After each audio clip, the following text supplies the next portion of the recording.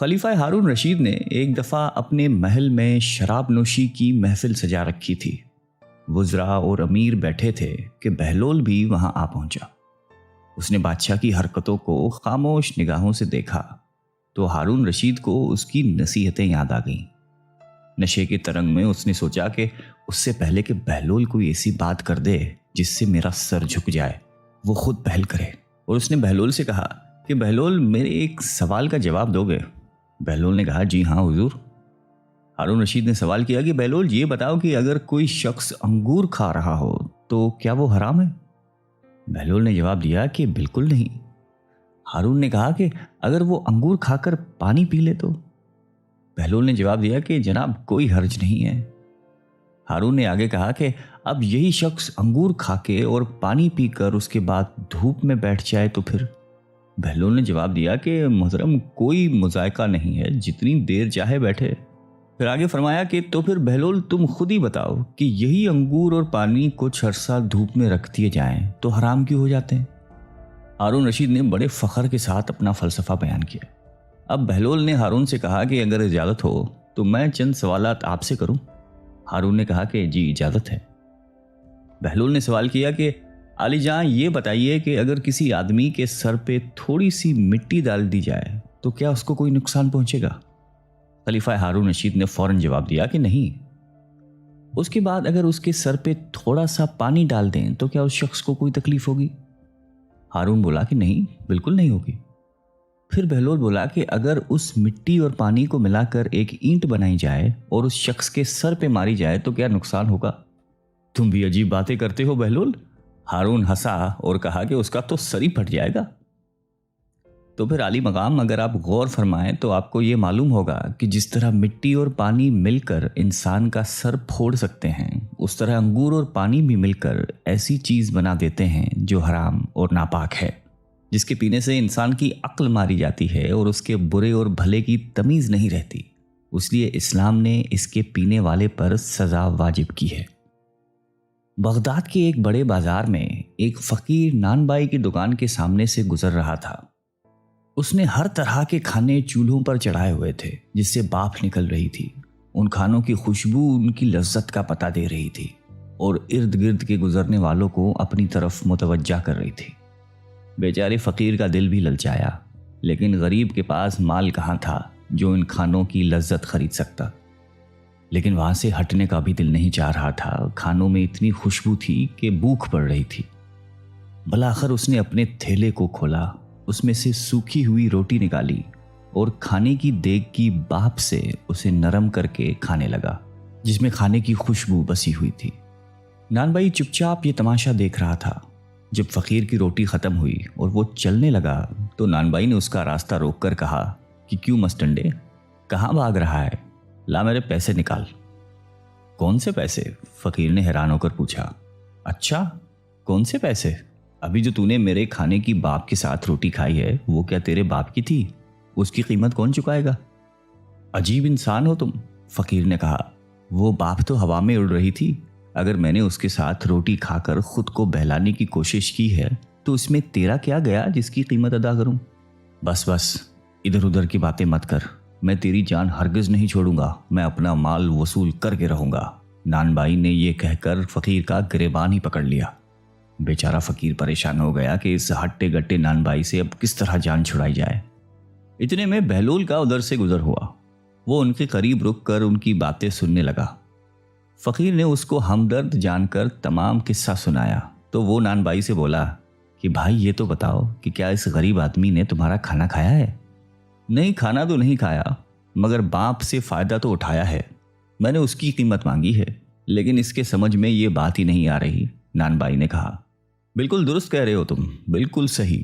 بہلول نے سر ہلایا اور اپنی جیب سے مٹھی بھر کر سکے نکالے اور وہ ایک ایک کر کے ان سکوں کو زمین پہ گراتا جاتا اور کہتا کہ نان بھائی یہ لے، پیسوں کی آواز پکڑ، یہ لے اپنے کھانے کی باپ کی قیمت، ان سکوں کی کھنک میں وصول کر لے، لے یہ سکون کی آواز تیرے کھانے کی خوشبو کی قیمت ہے۔ ارد گرد کھڑے لوگ ہنس ہنس کر پاگل ہو گئے تھے۔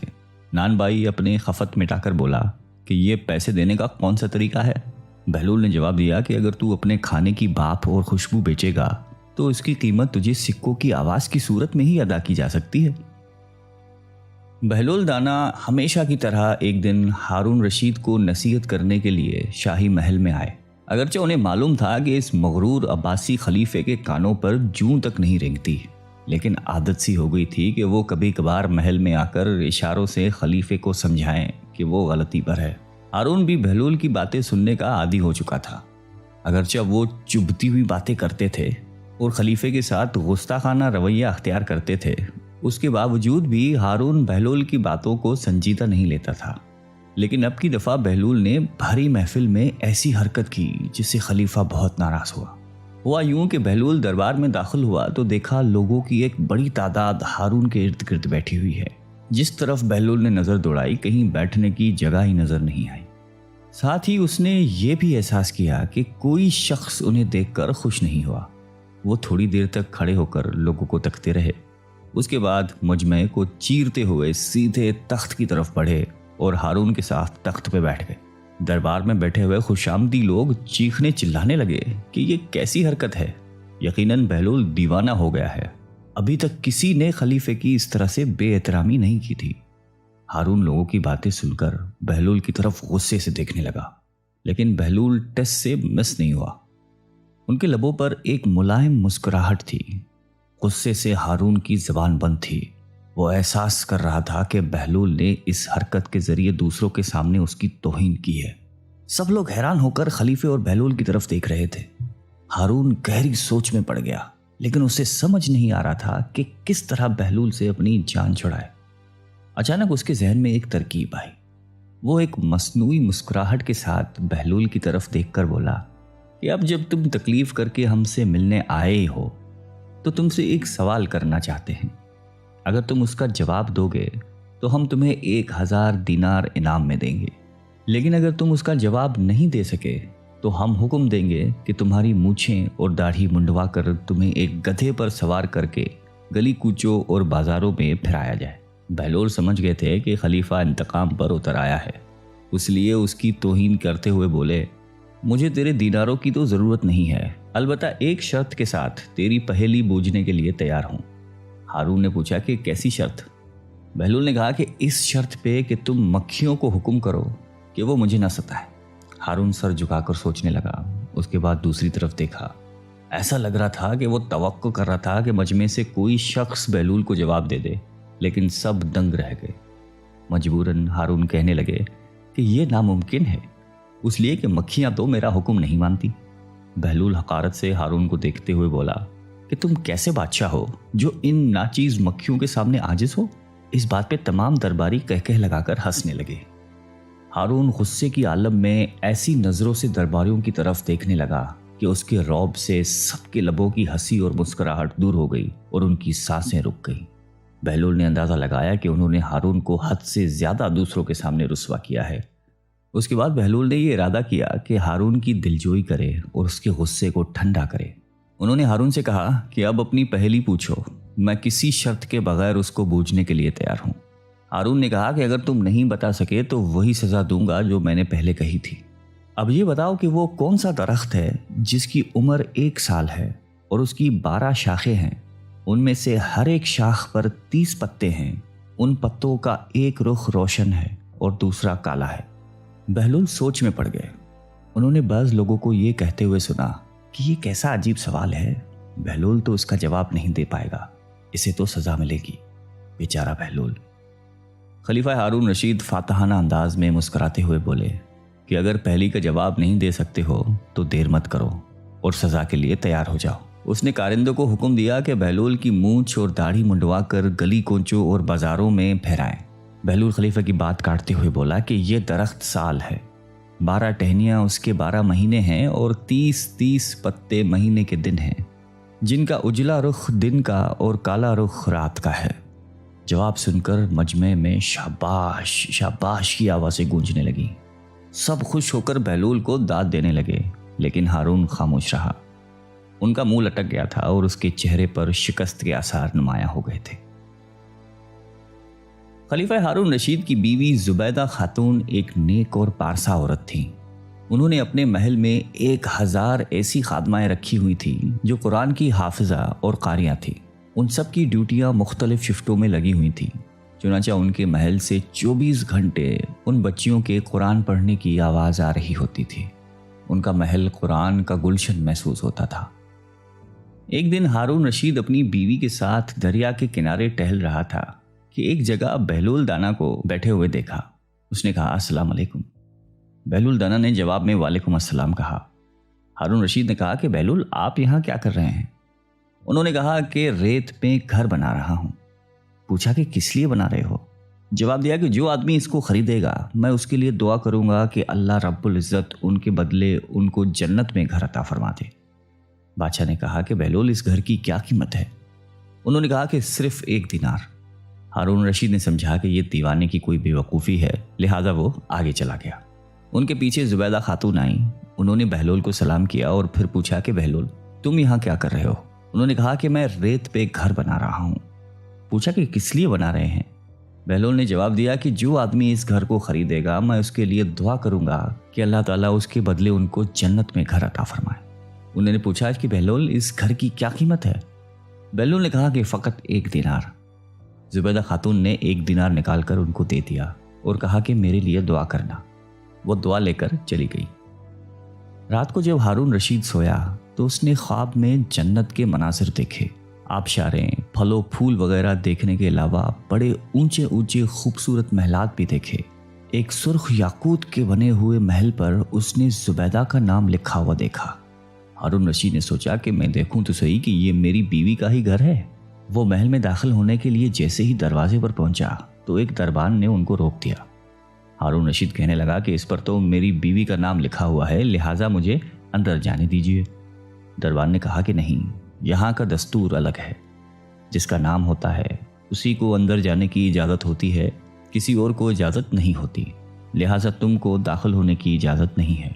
جب دربان نے ہارون رشید کو پیچھے ہٹایا تو اس کی آنکھ کھل گئی۔ بیدار ہونے پر فوراً خیال آیا کہ مجھے تو لگتا ہے بہلول کی دعا زبیدہ کے حق میں اللہ تعالیٰ نے قبول کر دی ہے۔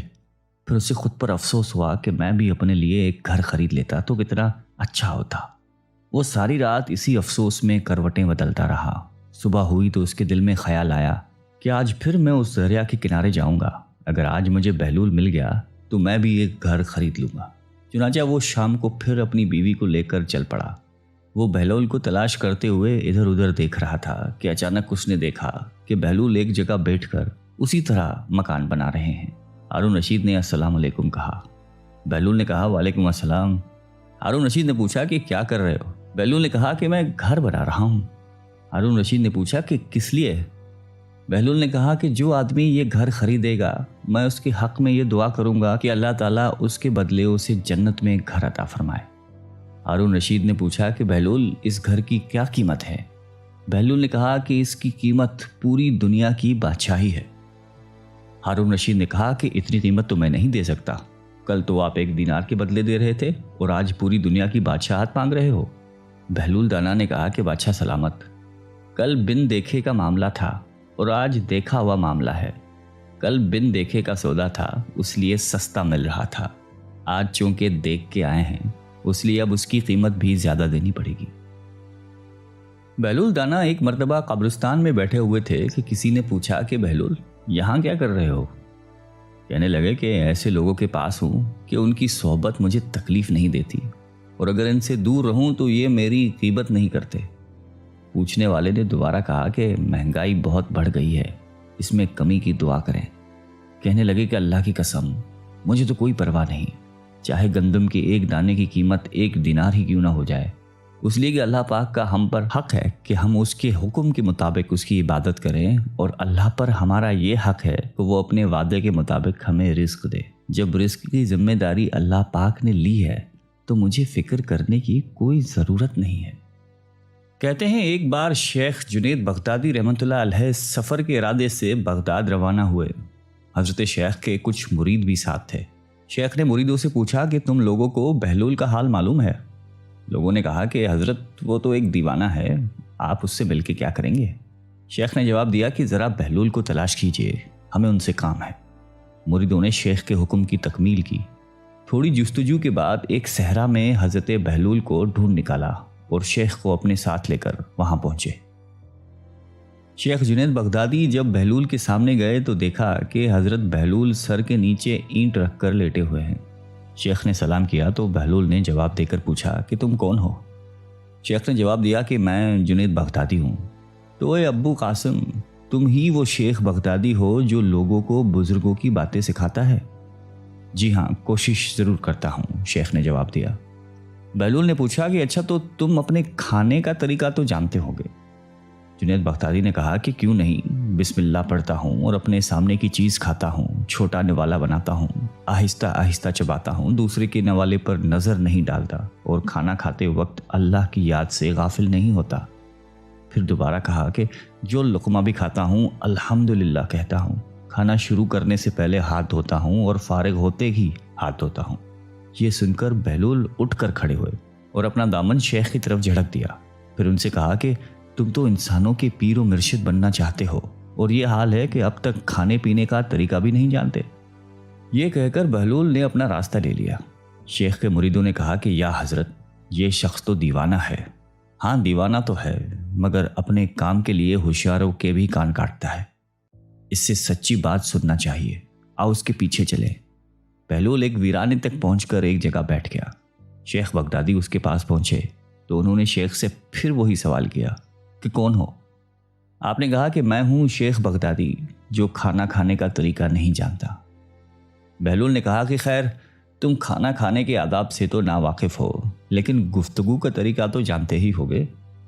شیخ نے جواب دیا کہ جی ہاں، جانتا تو ہوں، ہر ایک بات ایک اندازے کے مطابق کرتا ہوں، بے موقع اور بے حساب نہیں بولتا، سننے والوں کی سمجھ کا اندازہ کر کے خلق خدا کو اللہ اور رسول کے احکام کے بارے میں بتاتا ہوں۔ یہ خیال رکھتا ہوں کہ اتنی باتیں نہ کہوں کہ لوگ مجھ سے بیزار ہو جائیں۔ باطنی اور ظاہری علوم کے نقطہ نظر میں رکھتا ہوں۔ اس کے ساتھ گفتگو کے آداب سے متعلق کچھ اور باتیں بھی بیان کیں تو بہلول نے کہا کہ کھانا کھانے کے آداب تو ایک طرف، تمہیں تو بات کرنے کا بھی ڈھنگ نہیں آتا۔ پھر شیخ سے منہ پھیر کر ایک طرف چل دیے۔ مریدوں سے خاموش نہ رہا گیا اور انہوں نے کہا کہ یا حضرت، یہ شخص تو دیوانہ ہے، آپ دیوانے سے بھلا کیا توقع رکھتے ہیں؟ حضرت جنید بغدادی نے کہا کہ مجھے تو اس سے ابھی اور کام ہے، تم لوگ نہیں سمجھ سکتے۔ اس کے بعد شیخ نے پھر بہلول کا پیچھا کیا۔ بہلول نے رک کر پیچھے مڑ کر دیکھا اور کہا کہ تمہیں کھانا کھانے اور بات کرنے کے آداب نہیں معلوم، سونے کا طریقہ تو تمہیں معلوم ہی ہوگا۔ شیخ نے کہا کہ جی ہاں، معلوم ہے، جب میں عشاء کی نماز اور درود و وظائف سے فارغ ہو جاتا ہوں تو سونے کے کمرے میں چلا جاتا ہوں۔ یہ کہہ کر شیخ نے سونے کے وہ آداب بیان کیے جو انہیں بزرگان دین کی تعلیم سے حاصل ہوئے تھے۔ بہلول نے کہا کہ معلوم یہ ہوتا ہے کہ تم کو سونے کے آداب بھی نہیں آتے۔ یہ کہہ کر بہلول نے جانا چاہا تو حضرت جنید بغدادی نے ان کا دامن پکڑ لیا اور کہا کہ اے حضرت، میں نہیں جانتا، اللہ کے واسطے تم مجھے سکھا دو۔ کچھ دیر بعد بہلول نے کہا کہ میاں، یہ جتنی باتیں تم نے کہیں سب بات کی چیزیں ہیں، اصل بات مجھ سے سنو۔ کھانے کا اصل طریقہ یہ ہے کہ سب سے پہلے حلال کی روزی ہونی چاہیے۔ اگر غذا میں حرام چیز ہے تو جو آداب تم نے بیان کیے ہیں ان کے برتنے سے کوئی فائدہ نہیں ہوگا اور دل روشن ہونے کی بجائے اور تاریک ہوتا چلا جائے گا۔ شیخ جنید نے بے ساختہ کہا کہ جزاک اللہ۔ پھر بہلول نے بتایا کہ گفتگو کرتے وقت بھی سب سے پہلے دل کا پاک اور نیت کا صاف ہونا ضروری ہے، اور اس کا بھی خیال رہے کہ جو بات کہی جائے اللہ کی رضامندی کے لیے ہو۔ اگر کوئی دنیاوی لگاؤ کی فضول قسم کی بات ہو تو خواہ تم کتنے ہی اچھے الفاظ میں کہو، تمہارے لیے وبال بن جائے گی۔ اس لیے ایسے کلام سے خاموشی بہتر ہے۔ اسی طرح سونے کے متعلق جو تم نے مجھ سے کہا وہ بھی اصل مقصود نہیں ہے۔ اصل بات یہ ہے کہ جب تم سونے لگو تو تمہارا دل بغض، کینے اور حسد سے خالی ہو، تمہارے دل میں دنیا اور مال دنیا کی محبت نہ ہو، اور نیند آنے تک اللہ کے ذکر میں مشغول رہو۔ حضرت بہلول دانا کی بات ختم ہوتی ہی حضرت جنید بغدادی نے ان کے ہاتھوں کو بوسہ دیا اور ان کے لیے دعا کی۔ حضرت جنید بغدادی کے مرید یہ منظر دیکھ کر حیران رہ گئے۔ انہیں اپنی غلطی کا احساس ہوا اور یہ بات ان کے سمجھ میں آ گئی کہ ہر شخص کو چاہیے کہ وہ جو بات نہ جانتا ہو اسے سیکھنے میں ذرا بھی نہ شرمائے۔ ایک بار جناب بہلول دانا کسی نخلستان میں تشریف رکھتے تھے۔ ایک تاجر کا وہاں سے گزر ہوا۔ وہ آپ کے پاس آیا، سلام کر کے سامنے بیٹھ گیا اور انتہائی ادب سے گزارش کی کہ حضور، تجارت کی کون سی ایسی چیز خریدوں جس میں نفع ہو؟ بہلول نے فرمایا کہ کالا کپڑا خرید لو۔ تاجر نے شکریہ ادا کیا اور الٹے قدموں واپس چلا گیا۔ جا کر اس نے علاقے میں دستیاب تمام کالا کپڑا خرید لیا۔ کچھ دنوں بعد شہر کا بہت بڑا آدمی انتقال کر گیا۔ ماتمی لباس کے لیے سارا شہر کالے کپڑے کی تلاش میں نکلا ہوا تھا۔ اب کپڑا سارا اس تاجر کے پاس ذخیرہ تھا۔ اس نے منہ مانگے داموں پر فروخت کیا اور اتنا نفع کمایا کہ جتنا ساری زندگی نہیں کمایا تھا، اور بہت ہی امیر و کبیر ہو گیا۔ کچھ عرصے بعد وہ گھوڑے پر سوار کہیں سے گزرا۔ جناب بہلول وہاں تشریف رکھتے تھے۔ وہ وہیں گھوڑے پر بیٹھے بولا، او دیوانے، اب کی بار کیا لوں؟ بہلول نے فرمایا کہ تربوزے لے لو۔ وہ بھاگا گیا اور ساری دولت سے پورے ملک کے جتنے تربوزے تھے وہ خرید کے ذخیرہ کر لیے۔ ایک ہی ہفتے میں سب خراب ہو گئے اور وہ کوڑی کوڑی کو محتاج ہو گیا۔ اسی خستہ حالی میں گھومتے پھرتے پھر ان کی ملاقات بہلول سے ہوئی تو انہوں نے کہا کہ یہ آپ نے میرے ساتھ کیا کیا ہے؟ جناب بہلول نے فرمایا کہ میں نے نہیں، تیرے لہجوں اور الفاظوں نے سب